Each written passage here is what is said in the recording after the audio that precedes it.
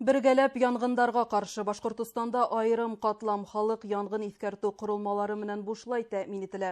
Баймак районында портатив искәрткечтәрне тарату барышын безнең иҗади төркем күзәтте. Янгын искәртүче корылмаларның күптәрде олы казанан хаклап калулары турасында һәркем ишетеп белә. Шуга ла бүген һәр йорт терлек махсус корылма менән җиһазландырылган. Мәрәф авылыннан хугыш осыру балаһы Гөлсирә Абдрахимова был бүләкте куанып кабул итте. Электрә әпилеп куеп киткәннәр инде. Менә хәзер икенче алып килдек. Рәхмәт искалыгы. Безнең өйдә ул. Теге кухнянан дал ягына куеп калыр. Автоматлаштырылган янгын искәрткечтәр быга тиклем 9 категория гражданнарына бушлай тапшырылды. Улар арасында яңгыр яшәгән олылар, күп балалы, аз тәэмин ителгән һәм хәвеф төркеменә ингән гаиләләр бар. Күптән түгел тагыла өс төркем был кулайлама менән тәэмин ителә башланы.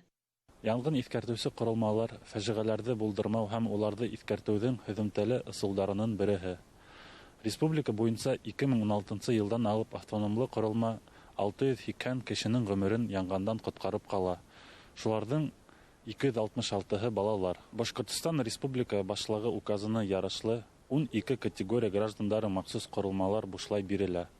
Хугыш балалары, хәрби хәрәкәттәр ветераны һәм хәрби хәрәкәттәр инвалидтары категориялары яңарак индерелде. Баймак районында хугыш осыру балалары төркеменә караган 2000-гә якын олы кеше яшәй, ә хәрби хәрәкәтләрдә катнашкан ветерандар саны 700-дән ашу. Янгын булган осрактарда кеше гомерен хаклап алып кала инде.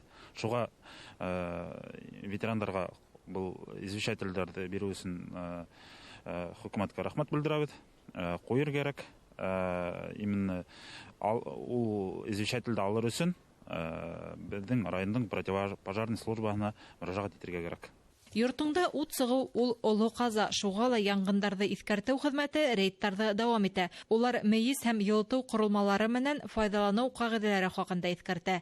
Әлфия Хәмитова, Римиян Турин, Арслан Нәдершин, яңлыктар, Баймак районы.